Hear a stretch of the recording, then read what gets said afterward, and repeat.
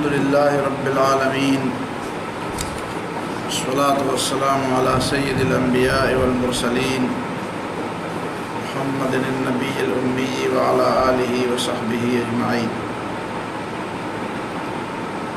أما بعد، فعن صفوان بن عسار قال يهودي لصاحبه اذهب بنا إلى هذا النبي فنسأله،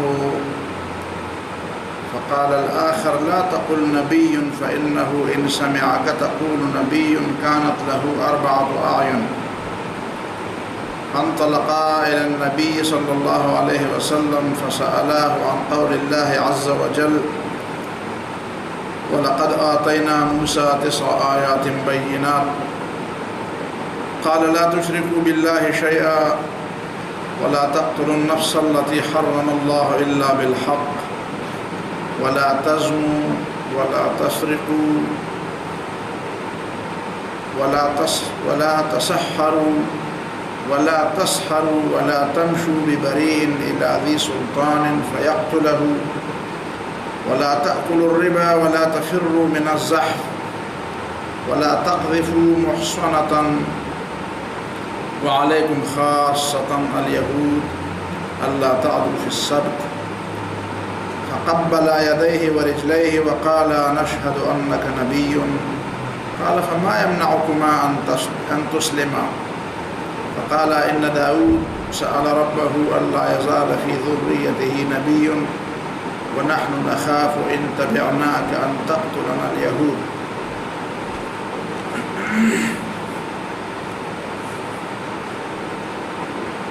صفوان ابن عسال رضی اللہ تعالیٰ عنہ کی روایت ہے، قال یہودی لصاحبہ، ایک یہودی نے اپنے ساتھی سے کہا اذهب بنا الى هذا النبی، چلے ہم اس نبی کے پاس جاتے ہیں، یا مجھے لے کر اس نبی کے پاس لے جاؤ، پیغمبر کے پاس لے جاؤ. فنسألہ، ہم ان سے کچھ باتیں پوچھتے ہیں. فقال الآخر، تو اس کے ساتھی نے ایک جواب دیا لا تقل نبی، اس طرح نہ کہو کہ اس پیغمبر کے پاس چلتے ہیں یا مجھے وہاں پیغمبر کے پاس لے چلو. فإنه إن سمعك تقول نبي، اس لیے اگر اس نے یہ سن لیا کہ تم یہودی ہوتے ہوئے اور یہودی عالم ہوتے ہوئے نبی صلی اللہ علیہ وسلم کی نبوت کا اعلان کرتے ہو یا اقرار کرتے ہو یا سمجھتے ہو کہ وہ پیغمبر ہے، كانت له 4 أعين، اس کی تو 2 کی بجائے 4 آنکھیں ہو جائیں گی. یہ عربی کا ایک ضرب المثل ہے، یعنی بہت زیادہ خوش ہو جائے گا. جس طرح ہمارے یہاں کہتے ہیں کہ جو زیادہ خوش ہو رہا کہتے ہیں آپے سے باہر ہو گیا، یا غصے میں آپے سے باہر ہو گیا، خوشی سے پھولے نہیں سمایا. اسی طرح عربی میں کہتے ہیں کانت لہو 4 أعين، اس کو 2 کی بجائے 4 آنکھیں ہو جائیں گی. یا اس کا معنی یہ ہے کہ وہ ہماری عیوب کو تلاش کرے گا. 2 آنکھیں تو انسان کی اپنی ضرورت کے لیے ہیں، اس کی مزید 2 اور آنکھیں بھی ہو جائیں گی، اور وہ ہمارے اندر بہت سے عیوب، ہمارے اندر بہت سے نقصانات دیکھ لے گا اور پھر ہمیں ملامت کرے گا. فانطلقا الی النبی صلی اللہ علیہ وسلم، دونوں نبی صلی اللہ علیہ وسلم کے پاس چل پڑے. فسألاه عن قول اللہ عز وجل، دونوں نے نبی صلی اللہ علیہ وسلم سے اللہ تعالیٰ کی اس آیت کے بارے میں پوچھا وَلَقَدْ آتَيْنَا مُوسَى 9 آيَاتٍ بَيِّنَاتٍ، ہم نے موسیٰ علیہ السلام کو 9 کھلی دلیلیں دی تھی. کہ ان 9 دلیلوں سے مراد کیا ہے؟ یہ آیت تو قرآن مجید میں ہے. اس سوال سے پتہ چلتا ہے کہ یہ آیت تورات میں بھی تھی، اور اس کی جو تشریح وہاں تھی یہ اس بارے میں پوچھ رہے تھے کہ موسیٰ علیہ السلام کی 9 معجزات کیا ہے. اس میں اہل علم کا اختلاف ہے کہ ایک تو یہی بھی ہے جو یہاں پہ بیان ہوئی ہے، اور دوسری وہ بھی ہے کہ وہ دوسرے معجزات جو موسیٰ علیہ السلام کے ہاتھ سے فرعون کے دربار میں ظاہر ہوئے، ید بیضاء اور عصا سے اژدہا بننا، اور اس کے بعد جب بنی اسرائیل جب فرعونیوں نے انکار کیا اور انکار میں وہ سخت ہو گئے تو فَأَرْسَلْنَا عَلَيْهِمُ الطُّوفَانَ وَالْجَرَادَ وَالْقُمَّلَ وَالدَّمَ وَالضَّفَادِعَ آیَاتٍ مُفَصَّلَاتٍ، وہ بھی مراد ہے۔ دونوں تفسیریں اپنی اپنی جگہ پہ ٹھیک ہیں۔ گویا کہ ایک قسم کے معجزات کا تعلق اس کے ماننے والوں کے ساتھ ہے اور دوسری قسم کے معجزات کا تعلق اس کے مخالفین کے ساتھ ہے۔ تو ماننے والوں کے ساتھ جو ہے اس میں یہی شامل ہے جو اب یہاں بھی بیان ہو رہے ہیں، اور مخالفین کے ساتھ ماننے 9 معجزات کا تعلق وہی ہے جو لوگوں نے وہ بیان کیے جو فرعون اور فرعونیوں کے بارے میں آئے، اور دونوں اپنی جگہ پہ ٹھیک ہیں۔ نبی صلی اللہ علیہ وسلم نے فرمایا وہ 9 معجزات یہ ہیں: لا تشرکوا باللہ شیئا، پہلی بات تو یہ ہے کہ اللہ تعالیٰ کے ساتھ کسی چیز کو شریک نہ کرو، ولا تقتلوا النفس التي حرم اللہ الا بالحق، اور اس نفس کو جس کا قتل اللہ تعالیٰ نے حرام قرار دیا ہے اس کو ناحق قتل نہ کرو۔ یہ قتل اس کے ساتھ جب بھی بالحق کا لفظ آتا ہے ہمیشہ اسی طرح ہوتا ہے، وَلَا تَقْتُلُوا النَّفْسَ الَّتِي حَرَّمَ اللَّهُ إِلَّا بِالْحَقِّ، قتل بالحق۔ حتیٰ کہ انبیاء کے بارے میں بھی یہ بات آئی کہ یقتلون النبیین بغیر الحق، وہ انبیاء کو ناحق قتل کرتے تھے۔ اس کا مطلب یہ ہے کہ قتل تو بری بات ہے، لیکن اتنی بری بات بھی نہیں ہے جتنی بری بات حق کے خلاف بولنا یا اٹھنا یا حق کے خلاف کام کرنا۔ حق جو ہے وہ انسان کے انسانیت اور اس کی عظمت اور اس کی تکریم سے بڑھ کر چیز ہے۔ بس یہ ایک بنیادی بات ہے، یہ اسلام کی تعلیمات میں یہ بہت نمایاں بات ہے۔ آج کل جس طرح یہ انسان دوستی، بلکہ میں سمجھتا ہوں کہ انسان کو نعوذ باللہ خدا بنانے کی جو دعوے ہو رہے ہیں، بس انسان دوستی اور ہیومنزم اور یہ اور اس انداز سے اس بات کو اچھالا جاتا ہے گویا کہ دنیا میں انسان کے علاوہ اور کوئی چیز ہے ہی نہیں، بس انسان نعوذ باللہ خدا بھی ہے، خالق بھی ہے، مالک بھی ہے، رازق بھی ہے، سب کچھ ہے، اور اس کائنات میں بے تاج بادشاہ بس انسان ہی ہے۔ تو انسان کا مقام ٹھیک ہے مخلوق میں بلند ہے، لیکن حق سے بلند نہیں ہے، اور نہ حق جتنا ہے۔ انسان کا خون یقیناً بہانا جرم ہے، گناہ ہے، لیکن حق کے لیے انسان کا خون بھی بہایا جا سکتا ہے، اور اس کے اپنے اصول ہیں، اپنا طریقہ کار ہے۔ اس طریقہ کار اور اس اصول کے مطابق انسان کا خون بہانا حق کے لیے، اسی لیے اس کے ساتھ یہ بالحق کا لفظ بار بار آتا ہے۔ ولا تزنوا، زنا مت کرو، ولا تسرقوا، سرقہ یسرقوا، چوری مت کرو، ولا تسحروا، سحر اور جادو مت کرو، ولا تمشوا ببریء الی ذی سلطان فیقتلہ، اور کسی بے گناہ آدمی کو بادشاہ کے سامنے اس لیے پیش نہ کرو کہ وہ اسے قتل کر دے۔ عام طور پر اس طرح ہوتا ہے، جس کا کوئی تعلق ہوتا ہے تو وہ بے گناہ لوگوں کو سزا دلواتا ہے، اس لیے کہ اس کا ایک اپروچ اور اس کا ایک تعلق ہوتا ہے، تو اس تعلق کی بنیاد پر لوگوں کو ڈراتا بھی ہے۔ الی سلطان کی بجائے یہاں پہ ہے الی ذی سلطان، تو یہ نقطہ بھی ذہن میں رہے۔ سلطان اصل میں قوت کو کہتے ہیں، تو ذی سلطان کے معنی قوت والا۔ سلطان دلیل کو بھی کہتے ہیں۔ سلطہ، مسلط ہوا، کسی کے اوپر آیا، کسی پر غالب ہوا، تو دلیل بھی غلبے کے لیے ہے اور قوت بھی غلبے کی۔ جس کے پاس دلیل ہوتی ہے اس کی بات برتر بات شمار ہوتی ہے، جس کے پاس قوت ہوتی ہے تو اس کی بات برتر شمار ہوتی ہے۔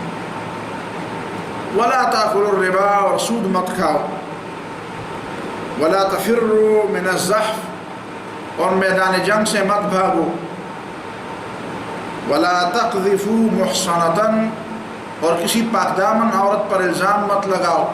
ہمیشہ یہی ہوتا ہے کہ قذف کے ساتھ مؤنث کا صیغہ آتا ہے، حالانکہ قذف مذکر کا بھی حرام ہے اور اس کا بھی یہی حکم ہے مرد، لیکن چونکہ خواتین اور عورتوں کو ہمیشہ معاشرے میں کمزور سمجھا جاتا ہے، اس لیے لوگ ان پر زیادہ جراءت کے ساتھ اور بے دھڑک انداز میں الزام لگاتے ہیں، اس لیے کہ کسی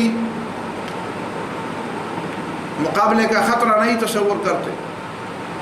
ولا تقذفوا محصنات وعلیکم خاصۃ الیہود، اور یہود تمہارے لیے خاص کر یہ بات بھی ہے کہ لا تعدوا فی السبت، ہفتے کے دن کے احترام میں حد سے تجاوز نہ کرو اور اس کی بے احترامی نہ کرو۔ اب یہ تو وہ 9 باتیں ہوئیں جو اللہ رب العالمین نے موسیٰ علیہ السلام کو بنی اسرائیل کے لیے جو بنیادی ہدایات دی تھی، لیکن اس میں ایک بات ذہن میں اور تازہ رہے، وہ یہ کہ وعلیکم خاصۃ الیہود، باقی احکام تو سارے مسلمانوں کے لیے ہیں اور یہ خاص کر یہود کے لیے ہے۔ اس کا معنی یہ ہے کہ تورات صرف یہود ہی کے لیے تھا۔ ظاہر ہے کہ اگر تورات کی کتاب پوری انسانیت کے لیے ہوتی اور قیامت تک سارے انسانوں کے لیے ہوتی تو اس میں صرف یہود کے احکام نہ آتے، عام احکام جو بحیثیت مسلمان ہے وہ بتا دیے، اور چونکہ تورات یہودیوں کے لیے تھی تو یہودیوں کے لیے خاص حکم بتا دیا کہ تمہارے بارے میں یہ بات بھی۔ قرآن مجید میں کوئی ایسا حکم نہیں ہے کہ اس میں یہ فرمایا گیا ہو کہ عرب تمہارے لیے خاص کر یہ حکم ہے، قریشیوں خاص کر تمہارے لیے یہ حکم ہے، نبی صلی اللہ علیہ وسلم کے رشتہ داروں خاص کر تمہارے لیے یہ حکم، ایسی کوئی بات نہیں۔ فقبل یدیہ ورجلیہ، تو یہ دونوں یہودی جو تھے اس بات کو سن کر دونوں نے نبی صلی اللہ علیہ وسلم کے دونوں پاؤں اور دونوں ہاتھ چوم لیے، دونوں ہاتھ اور دونوں پاؤں چوم لیے، اور نبی صلی اللہ علیہ وسلم نے ان کو منع نہیں کیا ہاتھ پاؤں چومنے سے۔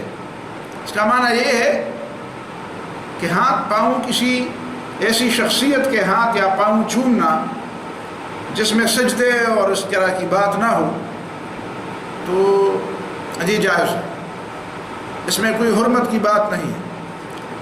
مفتی کفایت اللہ رحمہ اللہ سے پوچھا گیا تھا کہ ظاہر ہے کہ آپ کسی کے ہاتھ چھومتے ہیں یا پاؤں چھومتے ہیں تو اس کے لیے تو جھکنا پڑتا ہے۔ اس نے کہا یہ جھکنا اسے پہنچنے کے لیے ہے، جھکنا بجائے خود مقصود نہیں ہے۔ بہرحال یہ اس پاؤں کو اپنا منہ اور اپنے ہونٹ پہنچانے کے لیے ہے، یہ بجائے خود مقصود نہیں۔ اگر جھکنا بجائے خود مقصود ہو تو وہ تو ظاہر ہے کہ حرام ہے اور ممنوع ہے، اور رسول اللہ صلی اللہ علیہ وسلم نے اس سے بالکل منع فرمایا۔ جب ایک صحابی نبی صلی اللہ علیہ وسلم کے پاس آئے اور پوچھا کہ اللہ کے رسول ہم میں سے کوئی کسی سے ملے تو کیا اس کے سامنے سجدہ کرے، اس کے سامنے جھکے؟ نبی نے فرمایا نہیں۔ تو کیا کرے؟ نبی نے فرمایا السلام علیکم کہہ، اور دوسرا وعلیکم السلام کہہ۔ فقبل یدیہ ورجلیہ، دونوں نے نبی صلی اللہ علیہ وسلم کے دونوں ہاتھ اور پاؤں چھو لیے۔ وقال، اور دونوں نے اعلان کیا، نشہد انک نبی، ہم گواہ ہیں کہ آپ اللہ کے نبی، ہم گواہ ہیں کہ آپ اللہ کے نبی۔ پہلے تو بات کو چھپاتے تھے کہ کہیں ایسا نہ ہو کہ کوئی دوسرا سن لے یا وہ خود سن لے، اب خود کھل کر اعلان کر رہے ہیں، اس لیے کہ وہ لوگ عالم تھے تورات کے۔ قال فما یمنعکما ان تسلما، نبی صلی اللہ علیہ وسلم نے فرمایا کہ جب تمہیں پتہ ہے کہ میں سچا پیغمبر ہوں تو پھر مجھے مانتے کیوں نہیں ہو، اسلام کیوں نہیں لاتے؟ فقال، دونوں نے کہا، ان داؤد سأل ربہ الا یزال فی ذریتہ نبی۔ پہلی بات تو یہ ہے کہ ہمیں داؤد علیہ السلام نے یہ بات بتائی ہے اور ہماری کتابوں میں لکھی ہے کہ داؤد علیہ السلام نے اللہ تعالیٰ سے ایک دعا مانگی تھی کہ اللہ میرے بعد جو بھی نبی آئے میری اولاد میں آئے، اور آپ تو چونکہ داؤد علیہ السلام کی اولاد میں نہیں ہیں، لہذا ہم وہ نبی مانیں گے جو داؤد علیہ السلام کی اولاد میں. اگر داؤد علیہ السلام کی اولاد میں نہ ہو تو چاہے وہ سچا نبی کیوں نہ ہو ہم نہیں مانتے. اور اگر آپ کہتے ہیں کہ نہیں جو سچا ہو اور اللہ تعالیٰ کی طرف سے نبی ہو اس کو ماننا چاہیے تو دوسری وجہ بھی ہے. اور دوسری وجہ یہ ہے کہ وَنَحْنُ نَخَافُ ہمیں ڈر ہے إِن تَبِعْنَاكَ أَن تَقْتُلَنَا الْيَهُودَ کہ اگر ہم تمہیں مان لے اور تمہارا اتباع کر لے تو یہود ہمیں قتل کر دیں. یہود ہمیں قتل کر دیں. اس سے ہمیں پتہ چل جاتا ہے کہ یہود میں بہت کم لوگ مسلمان ہوئے. پوری تاریخ کے اندر یہود کے اندر بہت کم لوگ مسلمان ہوئے. عیسائیوں میں بہت زیادہ لوگ مسلمان ہوئے. باقی جو ادیان ہیں، باقی اس زمانے کے مذاہب اور نظریات اور ادیان تھے اس میں کئی لوگ مسلمان ہوئے. کتنے لوگ مسلمان ہوئے ہندو مت سے اور دوسرے ادیان سے اور دوسرے ادیان سے کتنے لوگ مسلمان ہوئے. لیکن یہودیت سے بہت کم لوگ مسلمان. ایک تو یہ ہے کہ ان میں یہ بات تھی کہ وہ سمجھتے تھے کہ ہم اس پیغمبر کو مانیں گے جو ہماری نسل میں ہو. یہ نسلی غرور اور تفاخر یہ یہود کی خمیر میں، یہ بالکل ان کی خمیر میں شامل ہے. نسلی غرور، اور آج تک وہ نسلی غرور اور تفاخر اس میں شامل ہے. سمجھ میں آتے کہ ہم صرف اپنی نسل والے پیغمبر کی بات مانیں گے اور ایسے پیغمبر کی بات مانیں گے جو ہماری باتوں پر تنقید نہیں کرتے. اس کے بعد میں ایک دوسری حدیث آپ کو سناتا ہوں. عام طور پر قرآن مجید میں سورہ مکی سورہ ہوں یا مدینہ منورہ کی نازل شدہ صورتیں ہوں، ان میں بنی اسرائیل کا تذکرہ بہت زیادہ آتا ہے. اس زیادہ تذکرے کا مفہوم بھی یہی ہے کہ چونکہ رسول اللہ صلی اللہ علیہ وسلم سے پہلے وہ لوگ اہل علم سمجھے جاتے تھے، ان کے علم کا ایک سکہ بیٹھا ہوا تھا، ان کی حیثیت علماء کی تھی اور نسلی طور پر وہ علماء چلے آ رہے تھے. اور عرب تو عام طور پر امی تھے، ناسمجھ تھے، بے علم تھے، ان پڑھ تھے. لکھنا پڑھنا ان کا عام رواج نہیں تھا. یہودیوں کے ہاں تو لکھنے پڑھنے کا عام رواج تھا. تو عرب کے ذہن کے اوپر ان کا ایک دینی تشخص سوار تھا. اس دینی تشخص کی وجہ سے کئی لوگ نبی صلی اللہ علیہ وسلم کو صحیح اور حقیقی پیغمبر ماننے کے باوجود وہ اس میں ہچکچاہٹ محسوس کرتے تھے. تو مسلسل تذکرے میں اللہ رب العالمین نے ان کی اس دینی حیثیت کو اس انداز سے سمجھایا لوگوں کو کہ یہ ہے تو نسلی طور پر تو یہ لوگ ہیں انبیاء کی اولاد، پڑھے لکھے بھی ہیں، لیکن دیکھیں ان میں جو خامیاں اور جو کمزوریاں ہیں اور جو غلطیاں ان کے اندر ہیں ان کا بھی آپ کو علم ہونا چاہیے، تاکہ ایسا نہ ہو کہ صرف ان کی یہ ظاہری ٹیپ ٹاپ اور ان کی ظاہری بزرگی اور اس کا انداز یہ آپ کو دین کے ماننے سے روک. کسی شخص کے صرف ظاہری انداز کو دیکھنے کے بعد سے اس کا پتہ نہیں چلتا کہ حقیقت میں وہ کیا ہے جب تک اس کے اخلاق اور اس کے کردار کا پتہ نہ ہو. تو یہ ان کے اخلاق اور وہ کردار. اور پھر یہ بات بھی ہے کہ نخشا نخاف ان تبعناک ان تقتلنا یہود.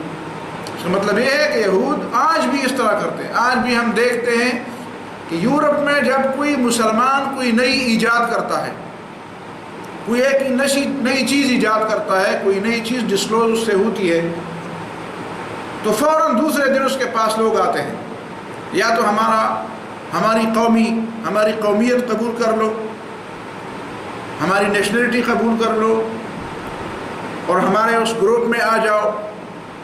اور اگر وہ اس میں نہیں آتے تو دوسرے تیسرے دن اس کی لاش کہیں سے ملی پڑی ہوئی مل جاتی ہے. کئی بے شمار واقعات ایسے ہوئے، بے شمار واقعات ایسے ہوئے. وہ نہیں چھوڑتے لوگوں کو کہ وہ حق کے علمبردار بن کر اور کسی ایسے علم کے علمبردار بن جائے اور دنیا میں ان کے علم کا سکہ بیٹھ جائے، دنیا میں ان کی سچائی کا سکہ بیٹھ جائے. وہ اس کو چھوڑتے نہیں ہیں. گویا کہ بحیثیت قوم وہ نہ صرف یہ کہ نسلی غرور اور تفاخر کے علمبردار ہے، بلکہ بحیثیت مجموعی وہ حق کے خلاف اور حق کے دشمن بنے ہوئے. اسی وجہ سے تو آخری جھگڑا مسلمانوں کا یہودیوں کے ساتھ ہوگا، ہندوؤں کے ساتھ نہیں ہوگا، کسی دوسرے مسلک اور مذہب والوں اور دین والوں کے ساتھ نہیں ہوگا. یہودیوں کے ساتھ ہوں. اور یہودی وہ قوم ہے جو سمجھتے ہیں کہ ہمارا اصل جھگڑا مسلمانوں کے ساتھ ہے، اور یہ باقی لوگ جو ہیں ان کو تو ہم استعمال کریں گے. خود عیسائیوں کے بارے میں ان کا یہ عقیدہ ہے کہ یہ تو ہمارے ہاتھ کے اسلحے کے طور پر ہیں. جس طرح کسی کے ہاتھ میں ڈان ہو، کسی ہاتھ میں چھڑی ہو، یہ تو ہماری ہاتھ کی چھڑیاں ہیں، ہم تو ان کا استعمال کرتے ہیں. آج بھی ان کی یہی ذہنیت ہے. دوسری حدیث پڑھ دیں. یہ حدیث ترمذی میں بھی ہے اور امام بیہقی کی جو دلائل النبوہ ہے اسی میں بھی یہ حدیث ہے. دوسری حدیث میں معمر بن زہری قال كنت جالسا عند سعید بن المسیب وعند سعید رجل وهو يوقره. سعید ابن مسیب کے پاس ایک شخص بیٹھا تھا جس کی وہ بہت بڑی عزت کرتا تھا. فَإِذَا هُوَ رَجُلٌ مِّن مُزَيْنَةَ وَكَانَ أَبُوهُ شَهِدَ الْحُدَیبِیَّۃَ. یہ بنو مزینہ کا ایک شخص تھا اور اس کا باپ صحابی تھا جو صلح حدیبیہ میں شامل تھا. وَكَانَ مِنْ أَصْحَابِ أَبِي هُرَیرَہ، اور ابو ہریرہ رضی اللہ تعالیٰ عنہ کے ساتھیوں میں سے تھا. اس نے بیان کیا کہ قال ابو ہریرہ رضی اللہ تعالیٰ عنہ نے فرمایا كنت جالسا عند النبی صلی اللہ علیہ وسلم، میں نبی صلی اللہ علیہ وسلم کے ہاں بیٹھا ہوا تھا.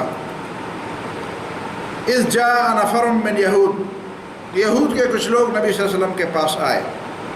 وقد زنا رجل منهم وامرأة، اور ان میں سے ایک مرد اور عورت نے آپس میں زنا کیا تھا.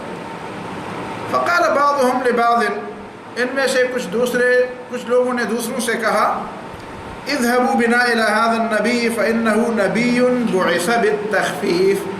چلے اس نبی صلی اللہ علیہ وسلم کے پاس، اس پیغمبر کے پاس جاتے ہیں. اس لیے اس پیغمبر کے پاس جاتے ہیں کہ اس پیغمبر کے دین میں آسانیاں ہیں.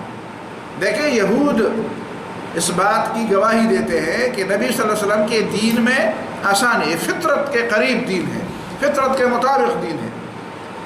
اس میں مزید آسانیاں ڈھونڈنا اس کی شکل کو بگاڑنا ہے. جو آسانیاں ہو سکتی تھی وہ آسانیاں پہلے سے اس میں موجود ہیں.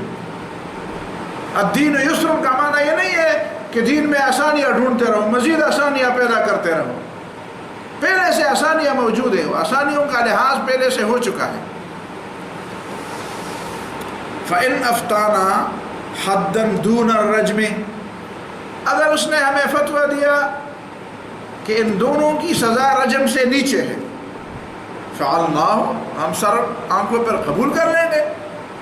اگر ان دونوں کی سزا رجم سے نیچے کوئی چیز ہو تو فعلناہ، آسان ہے ہمارے لیے. اور پھر جب ہم قبول کریں گے تو ذہن میں تو یہ بات آ رہی تھی کہ تورات میں تو ان دونوں کی سزا رجم ہے، تو پھر قیامت کے دن کیا بولیں گے؟ اب دیکھیں قیامت کا بہانہ کیا بناتے ہیں. وَاحْتَجَجْنَا عِنْدَ اللَّهِ حِينَ نَلْقَاهُ، اور جب اللہ تعالیٰ سے ہماری ملاقات ہو جائے گی تو ہم یہ دلیل پکڑیں گے اور یہ دلیل پیش کریں گے اللہ تعالیٰ کے سامنے. بتصدیق نبی من انبیاء، ہم کہتے ہیں یا اللہ تمہارے ایک پیغمبروں میں سے ایک پیغمبر نے اس کی تصدیق کی تھی کہ رجم سے نیچے کی سزا ہے. تو جب پیغمبر بولے تو ہمارے لیے پھر کیا ہے؟ دیکھو ان لوگوں کے خوف خدا کو اللہ تعالیٰ کے سامنے ہم دلیل پیش کریں گے. اور کتنے درست انداز سے تسلیم کرتے رہے کہ رسول اللہ صلی اللہ علیہ وسلم اللہ تعالیٰ کے نبی، لیکن مانتے نبی کے نہیں، مانتے اپنے دل کی. وَإِنْ أَمَرْنَا بِالرَّجْمِ، اور اگر اللہ کے اس نبی نے ہمیں حکم دیا کہ نہیں اس کی سزا تو رجم ہے، نعصوے نہ ہو، ہم نافرمانی کریں گے، نہیں مانیں گے. ڈٹائی کے ساتھ کھل کر کہتے ہیں نہیں مانیں گے، نہیں مانیں گے تو اللہ کے ہاں کیا جواب دیں گے کہ نہیں پہلے بھی بڑی غلطیاں ہم سے ہو گئی ہے کہ یہ بھی اصل پلالی پورے میں رہے وہ پہ بنگڑو. وَإِنْ أَمَرَنَا بِالرَّجْمِ، اور اگر اس پیغمبر نے ہمیں حکم دیا کہ ان دونوں کی سزا رجم ہے، عصوے نہ ہو، ہم نافرمانی کریں گے. فقد عصینا اللہ فیما کتب علینا من الرجم فی التوراۃ، اس سے پہلے بھی ہم اللہ تعالیٰ کی نافرمانی کر چکے ہیں. اس لیے کہ تورات میں تو اللہ تعالیٰ نے لکھ دیا تھا کہ ان کی سزا رجم ہے، تو پہلے سے ہم نے کون سا رجم کیا ہے کہ اب کر لیں گے. نافرمانی کی تو ہماری عادت ہے. خوف خدا سے جو لوگ عاری ہو جاتے ہیں شیطان جن کے اوپر سوار ہو جاتا ہے اور جن کی مہار اور باغ ڈور شیطان کے ہاتھ میں ہو جاتی ہے، تو پھر وہ اس طرح کی باتیں کرتے ہیں۔ پہلے بھی ہم تورات کی مخالفت کر چکے ہیں، تو ایک نبی کی اور مخالفت صحیح، اس میں کون سی بڑی بات ہے؟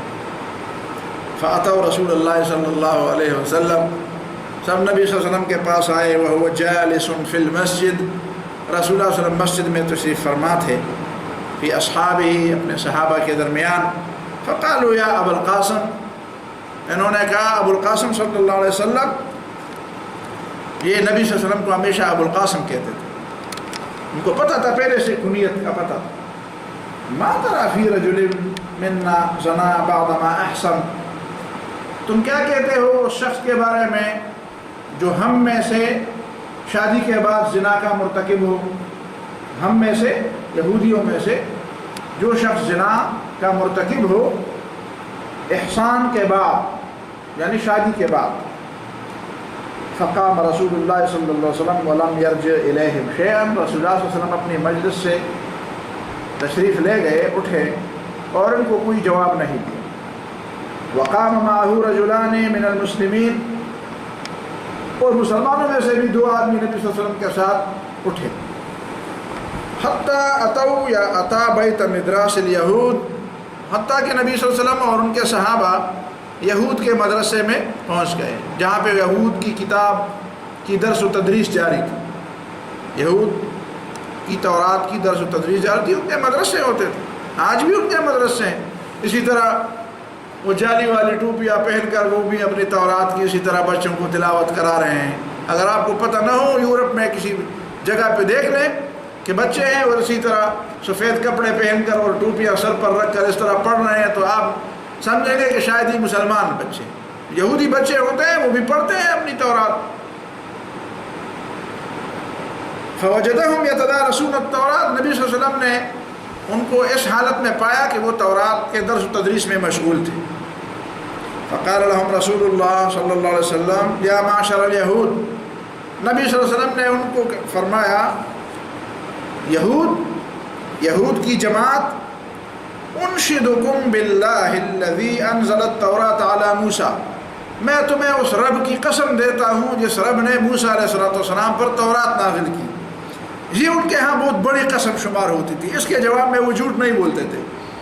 جب بھی کوئی قسم ان کو دینی ہوتی تھی تو نبی صلی اللہ علیہ وسلم ان کو اس طرح کی قسم دے، تمہاری اس خدا کی قسم جس نے موسیٰ علیہ السلام پر تورات نازل کی ہے، پھر وہ ڈر جاتے تھے کہ اس میں جھوٹ بولیں گے تو پھر کام خراب ہو جائے۔ ما تجدون فی التوراۃ من العقوبۃ علی من زنا اذا احسن یا اذا احسن، تم اپنی تورات میں اس شخص کی سزا کیا پاتے ہو جو شادی کے بعد زنا کا مرتکب ہو جائے؟ قالوا نجبہ، تو انہوں نے کہا ہم تو اس کا منہ کالا کر کے اس کو گدھے پر سوار کر دیتے ہیں۔ یہ نہیں فرمایا کہ تورات میں اسی طرح، نہ ہم اس طرح کرتے ہیں۔ نجبہ، التجبیہ، تجبیہ کا معنی ہے دو شخصوں کو آگے پیچھے الٹ گدھے پر سوار کر کے ایک کا منہ اس طرف ہو اور دوسرے کا منہ اس طرف ہو، اور دونوں کی پیٹھیں ایک دوسرے کی طرف ہو، اور گدھے پر ان کو سوار کیا جائے اور ان کے منہ کالے کیے جائیں، اور بچوں کا ایک جلوس ان کے پیچھے لگا دیا جائے۔ اس کو کہتے ہیں تجبیہ، ہم تو اس طرح کرتے ہیں۔ والتجبیۃ ان تحملوا اثنین علی حمار، دو شخصوں کو گدھے پر سوار کر لو، فیولوا ظہر احدہما ظہر الآخر، ایک کی پیٹھ دوسرے کی پیٹھ کی طرف۔ قال فسکت حبرہم، ان میں جو بڑا عالم تھا وہ چھپ رہا، وہو فتن شاب، وہ ایک نوجوان تھا۔ فلما رآہ رسول اللہ صلی اللہ علیہ وسلم صامتا، جب نبی صلی اللہ علیہ وسلم نے اس کو خاموش پایا، دیکھا کہ یہ تو خاموش ہے، الز النشدہ، تو نبی صلی اللہ علیہ وسلم نے اس کو سخت قسم دی، اس کو بتایا کہ تمہاری قسم تمہیں کہتا ہوں، بتاؤ سچ بات۔ فقال حبرهم اما اذا نشدتهم، نبی صلی اللہ علیہ وسلم سے اس نے کہا جو بڑا عالم تھا، اب جب کہ تم نے بار بار ہمیں قسمیں دی ہیں اور سخت قسمیں دی ہیں. فَإِنَّا نَجِدُ فِي التَّوْرَاةِ الرَّجْمَ عَلَى مَنْ أُحْسِنَ یا احسن. ہم تو تورات میں یہ سزا پاتے ہیں کہ جو شادی شدہ ہو اور زنا کا مرتکب ہو اس کی سزا تو رجم ہے، اس کی سزا رجم. قال النبی صلی اللہ علیہ وسلم، تو نبی صلی اللہ علیہ وسلم نے ان سے پوچھا فما اول من ترخصتم امر اللہ، تو اللہ تعالیٰ کے اس حکم میں تم نے پہلے رخصت اور اجازت کس کے لیے دی کہ اللہ تعالیٰ کے اس حکم کو معطل کیا اور اس کی جگہ گدھے پر سوار ہونے کی سزا تم نے نافذ کر دی؟ پہلی دفعہ تم نے یہ کام کیسے کیا؟ فقالت، اس نے شخص نے کہا اصل بات یہ تھی کہ زنا رجل منا ذو قرابت بملک من ملوکنا، ہمارے بادشاہ کے کسی رشتہ دار نے زنا کیا. ہمارے کسی زمانے میں کسی بادشاہ کے رشتہ دار نے، قریبی شخص نے زنا کیا، شاید اس کا چچا زاد تھا. فأخر عنہ الرجم، تو بادشاہ نے حکم دیا کہ میرے رشتہ دار کو تو رجم نہ کیا جائے. تو لوگ خاموش رہے. فزنا بعدہ آخر، اس کے بعد کسی اور شخص نے زنا کی. فی اسرۃ من الناس، وہ ایک عام خاندان کا آدمی تھا، بادشاہ نہیں تھا، بادشاہ کا قریبی رشتہ دار نہیں تھا، عام شخص تھا. فاراد ذلک الملک ان یرجمہ، تو بادشاہ نے ارادہ کیا کہ اس کو تو سنسار کیا جائے، اس لیے کہ اس نے جرم کا ارتکاب کیا ہے اور تورات میں تو یہی سزا ہے. فقام قومہ دونہ، تو اس کی ساری قوم کھڑی ہوئی کہ اس کو تو تم سنسار نہیں کر سکتے. وقالوا لا واللہ، انہوں نے کہا نہیں، ایسا نہیں ہوگا، اللہ کی قسم، لا ترجمہ، تم اس کو سنسار نہیں کر سکتے ہو. حتی یرجم فلان، جب تک تم فلان شخص کو رجم نہ کرو، ابن عم ہی، اس کے چچا زاد کی طرف اشارہ کرتے ہوئے. فاصطلحوا بینہم، تو اب مسئلہ پیدا ہوا کہ اب اس کا حل کیا ہوگا. تو حل تو ظاہر ہے، حل تو آسان بات تھی، اس کو بھی رجم کیا جائے، اس کو بھی رجم کیا جائے. لیکن پھر لوگ جمع ہوئے کہ بھائی اس مسئلے کا کوئی حل نکالا جائے. یہی حل آج کے لوگ بھی مسلمانوں سے چاہتے ہیں، جس طرح یہود کے علماء سے جو حل چاہتے تھے، آج کے علماء سے یہ حل چاہتے ہیں کہ جی سود کے مسئلے کا اسی طرح کوئی حل نکالا جائے. کہتے ہیں اجتہاد کیا جائے، سود کے مسئلے پہ اجتہاد کیا جائے. اجتہاد کا مطلب یہ ہے کہ جس طرح یہود اس طرح اجتہاد کرتے تھے کہ اب تو مسئلہ تو پیدا ہوا، اس شخص کو تو سنسار نہیں کیا گیا، اب اس کا مسئلہ کیا ہوگا، تو اس کا مطلب یہ ہے کہ کوئی نیا راستہ نکالا جائے. اللہ تعالیٰ کا حکم نعوذ باللہ اپنی جگہ پہ رہے. ہاں جی، سود کے مسئلے کے لیے اجتہاد کیا جائے، مدرسہ کھولا جائے. بھئی ہم مدرسے کھول دیں، لوگوں کو تعلیم دے کہ سود حرام ہے. یہ تو تم توہین کرتے ہو، توہین کرتے ہو قرآن اور سنت کی. مدرسے کی بھی توہین کرتے ہو، اللہ تعالیٰ کے احکام کی بھی توہین کرتے ہو. ہم مدرسے کھولیں باہر جا کر، جو سود لینا چاہتا ہے تو لے لے، اور خدا جانے اور وہ جانے. تو تم کس مرض کی دوا ہو؟ تم کس مرض کی دوا ہو؟ کل کوئی کسی کو قتل کر دے گا تو تم کہتے ہو یار جو قتل کرے گا تو اللہ جانے قیامت کے دن اس کو سزا ملے گی. کل کوئی اس ملک کو بیچے گا تو تم کہو یار اللہ تعالیٰ اسے سزا دے گی، قیامت میں اللہ تعالیٰ سزا دے دیں گے. تو پھر تمہارا وجود کیا ہے، تمہارا جواز کیا ہے؟ تو یہ مذاق بنا دیا ہے لوگوں نے اسلام کی بات کو، دین کو بھی مذاق بنا دیا ہے، دین کی باتیں مذاق میں اڑاتے ہیں.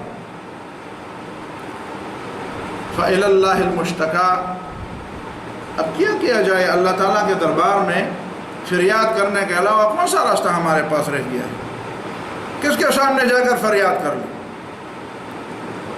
فَاصْطَلَحُوا بَيْنَهُمْ عَلَى هَذِهِ الْعُقُوبَةِ، انہوں نے پھر اتفاق کیا کہ چلو رجم تو بادشاہ کی وجہ سے منسوخ ہو گیا نعوذ باللہ، اور اس پر مہر لگ گئی دوسرے لوگوں کے انکار سے.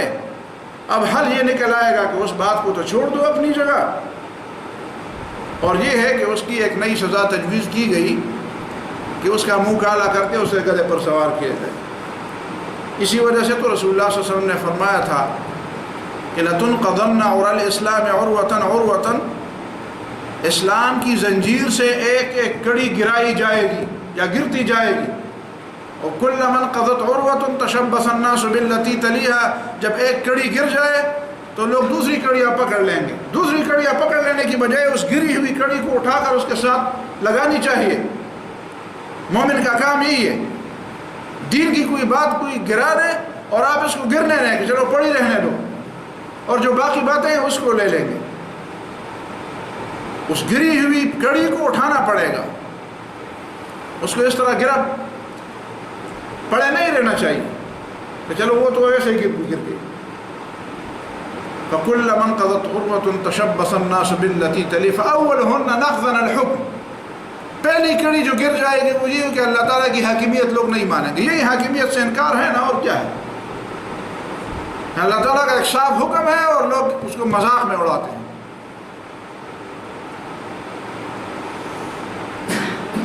وَآخِرُهُنَّ الصَّلَاةُ، اور جو نمازوں کے بڑے دلدادے لوگ ہیں وہ بھی سمجھ لیں، وہ بھی یاد کر لیں کہ خدا نخواستہ ایک وقت پھر وہ بھی آئے گا. اگر تم ان باتوں پر صبر کرتے ہو، کہتے ہیں کہ صبر کریں تو کیا کریں،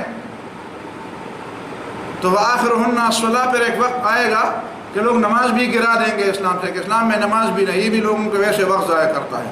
یہ مسجدیں بھی مارکیٹوں میں تبدیل ہونی چاہیے تاکہ لوگ اس میں کاروبار کر لیں، غریب کا فائدہ ہو جائے. کل کوئی اس طرح کی بات کریں گے.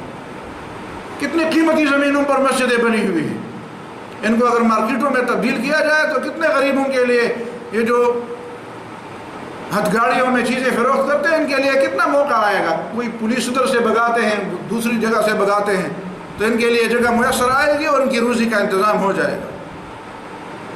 تو کیا مسجدوں کو مارکیٹوں میں تبدیل کرو گے؟ پھر اگر اس بات کے روادار نہیں ہو تو ایسی باتوں کا پھر نوٹس لینا پڑے گا پھر لوگوں کو، اور نوٹس نہیں لیتے تو پھر خدا نخواستہ ایسے نتیجے کے لیے تیار ہو جائے. اور پھر فرمایا فقال رسول اللہ صلی اللہ علیہ وسلم، ایسے موقع پر نبی صلی اللہ علیہ وسلم نے فرمایا فإنی احکم بما فی التورات، میں تو وہی فیصلہ نافذ کروں گا جو تورات میں بھی ہے. اور تورات کا حوالہ صرف اسی لیے دیا کہ چونکہ معاملہ یہود کا تھا، ورنہ شریعت میں بھی وہی حکم ہے جو تورات میں ہے. فأمر رسول اللہ صلی اللہ علیہ وسلم بہما فرجما، نبی صلی اللہ علیہ وسلم نے دونوں کے بارے میں حکم دیا اور دونوں کو سمسار کیا گیا. وصلی اللہ تعالی علی خیر.